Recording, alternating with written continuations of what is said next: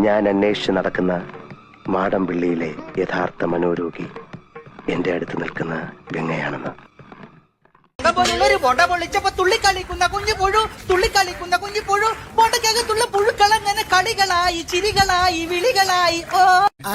രതീഷ്, രതീഷ്, ഞാനല്ലേ വിളിക്കുന്നത്? ഇങ്ങനെ ഉറങ്ങാമോ രതീഷ്? എന്ത് ശാന്തമായ ഉറക്കം. ഏത് ശാന്തമാ? ശാന്തമല്ല, ശാന്ത. ചില സമയത്ത് തോന്നും ഈ ഭൂമിയിൽ എനിക്ക് ഏറ്റവും ഇഷ്ടം നിന്നോട്. ഫസ്റ്റ് തന്നെ റൊമാൻസ് ആണല്ലോ.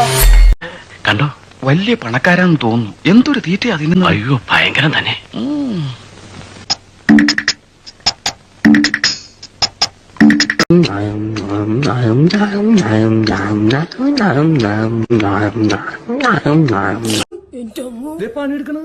ഒരുത്തനെങ്കിലുണ്ടല്ല ആത്മാർത്ഥമായിട്ട് പണിയെടുക്കുന്നത്. അഭിനന്ദിച്ചേക്കാം. ഈ കാഴ്ച കേരളത്തെ ഞെട്ടിച്ചതാണ്. അസുഖം ഭേദമാകാത്ത ഈ രണ്ടുപേരെയും ഊളംപാറ മാനസികാരോഗ്യ കേന്ദ്ര അധികൃതർ തുണയാരുമില്ലാതെ ബസ്സിൽ കയറ്റി വിടുകയായിരുന്നു.